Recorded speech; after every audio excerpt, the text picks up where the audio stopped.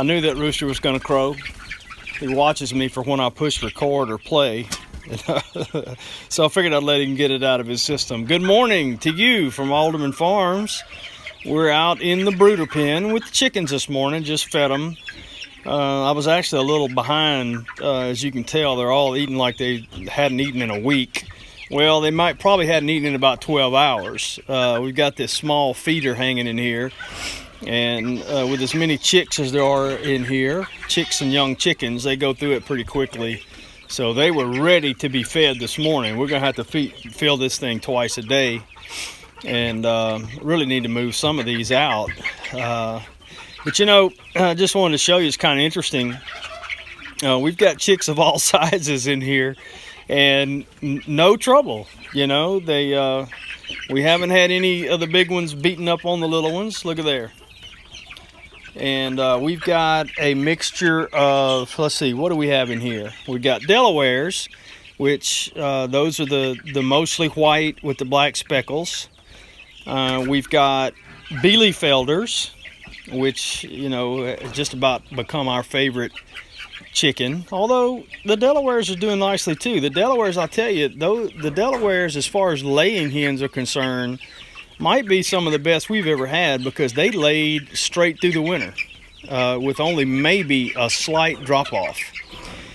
And I tell you, I'm sorry, I got sidetracked. We've got Delawares, we've got Bielefelders, and we've got sex links. Which, well, not just that. We've got sex links, which are a cross between the Delaware and the Rhode Island Red. And we've also got some Freedom Ranger crosses. They were crossed with Freedom Rangers and Bielefelders. And so we're going to see how that turns out. What I was about to say was, you know, we were a little disappointed that we really had hoped to sell a bunch of these.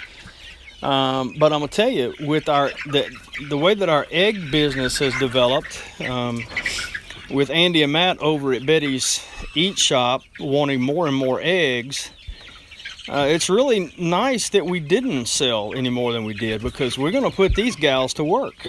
We're gonna need more egg layers because we need more eggs. Our customers, our personal customers, are wanting more.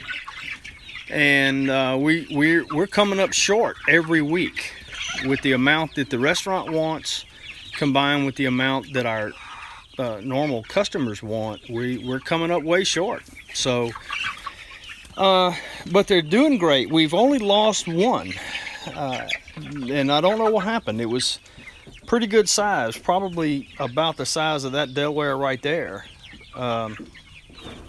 So I don't know what happened, but that's pretty good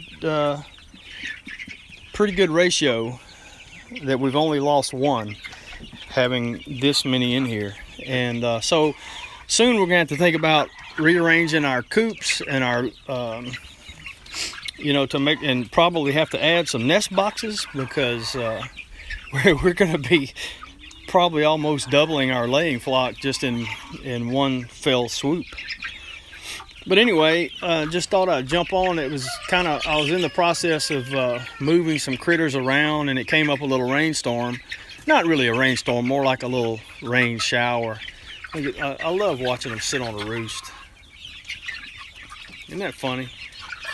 And we've seen them way up on those top 2x4s going around inside this pen. They love to be up high. Gives them a feeling of security. And I'm not sure it was a good idea to come in here with my flip-flops on. They are very inquisitive, and I guess they think my toes are worms. They probably look like worms, got enough dirt on them. Yeah, this is a Bielefelder right here, right in the center screen, Wholesome Roots. I'm a little confused about the dark ones. I think maybe that might be the sex link. I'm really not sure. But that's going to be one of the Freedom Rangers, the one in the center screen right there. Of course, this is the Delaware. These two right here are going to be Bielefelders. Well, you know, there's some that are darker than others. Look over here. There's another Bielefelder right here. See, it's a little lighter than the ones that I pointed to. And back over there, no, I'm not sure. Not quite sure if that's a... No, I think that's going to be a Freedom Ranger cross. We love the color of the Bielefelders. There's another one of the younger Bielefelders right there. They range in color from what we've seen. Not dramatically, but there's another one. She's kind of light right here. But we love the Bielefelders, and we're so happy that it looks like we got quite a few more hens, because you know, in our original batch that we got, we only ended up with 2 hens, and that was depressing.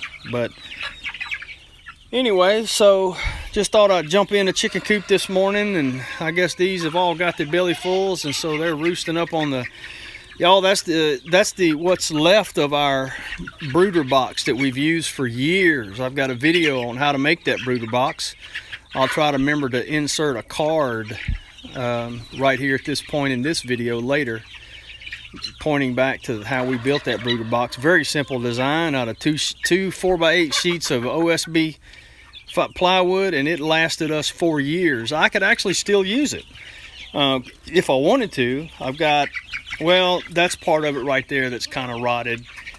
Hey, Deep South, we ended up, when we converted this stall into a brooding pen, I ended up using some of the sides and all to block up some holes. I think we ran out of chicken wire or something, and I was in a hurry, didn't have time to go get some, so we used the pieces of the brooder box to block up the walls. But if I wanted to, I could, you know, I could use that. I could, because I wouldn't need that piece.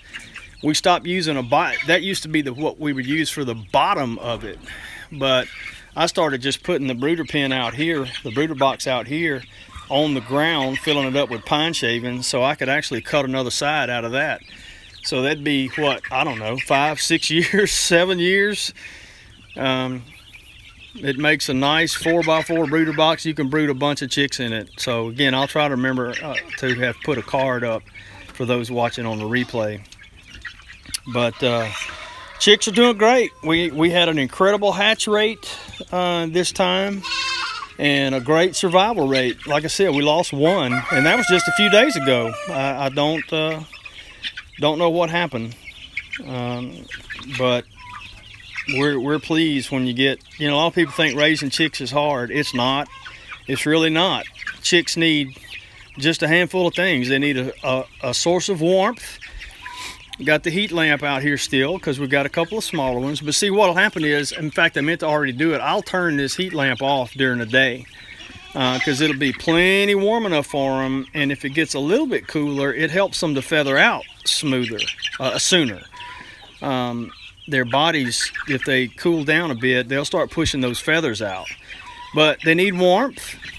They need protection from draft. And so you see, that's why we've got that solid corner right there facing toward the northeast. They need water, and they need food. And if you provide those things for chicks, it's really not hard to raise chicks. It's really simple. I know these aren't little chicks, but I'll tell you the little simple trick. I've had people ask me, how do I know how high you need to hang that heat lamp? The chicks will tell you. When you start with about 18 inches just as a starting point, but the chicks will let you know. If the chicks are all balled up directly beneath the heat lamp, then you know it's too high, because they're trying to get in. It's going to be the warmest right in the center underneath that light, and they're trying to get all of that heat they can. If the lamp is too low, the chicks will form a perfect circle around where that light is hitting the ground, almost a perfect circle. That way you know it's too low, because it's too hot for them to get right up under it.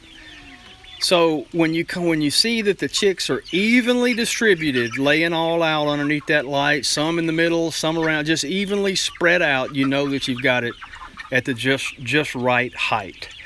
So you just got to pay attention to your chicks and they'll let you know. All right, we've been on 10 minutes. That's long enough. Let me jump in here and see if I got some comments. Sorry about the fat finger there in front of the camera. Had a good day at the farmer's market yesterday. It was a low turnout, especially for opening day. Usually opening day is one of the biggest crowds, but we think it's because the farmer's market opened a little bit early, and for some reason, parents whose kids are still in school don't come out. And like Patty says, she don't understand that, because years ago when we did have our kids in school, we homeschooled most of the time, but a couple of years we had them in school. Patty said when the kids were in school, that's when she went and did her thing, took care of business, you know. But anyway, hey Ginger Rose and Daniel T. Thanks, Wholesome Roots. We love the different colors. Sullivan family, how are you? Ginger, you still got them in your sewing room at that size? Man, yeah, you're saying I can imagine what that room looks like. I can imagine what it smells like too. Hey, Beyond Mountains Homestead. Let's see here. Thank you guys for jumping on this morning. It's so funny to listen to those little bitty ones try to crow, isn't it, Ginger? I guess not if it's 5:45 in the morning and you're trying to still sleep. Hey, 7D Farm, how are you? I'm not sure what your good problem to have comment is referring to, but I'm sure you're right. Oh, let's see. We pointed out the Bielefelders. Let's see.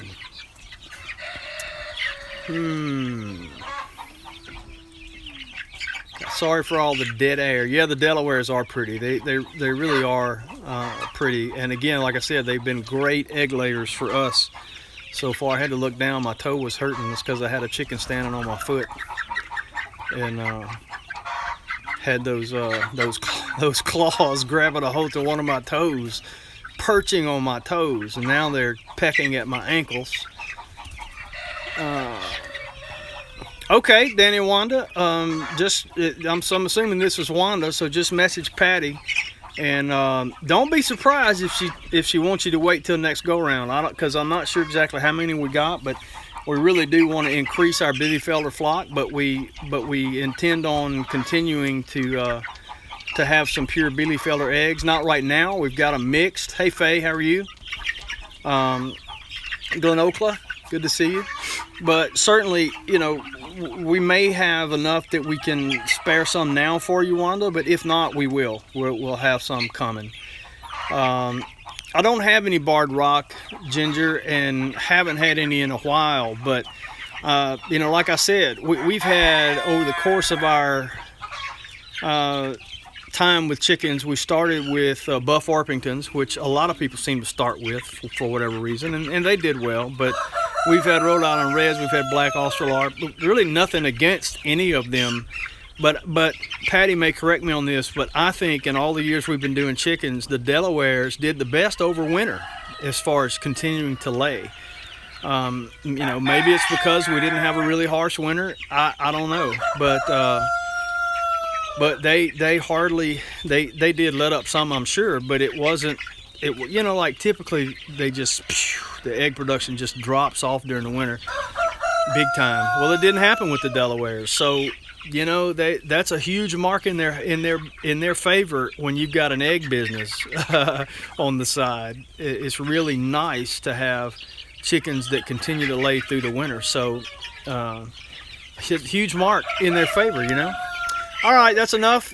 The rain has stopped, and I'm gonna have to get back busy.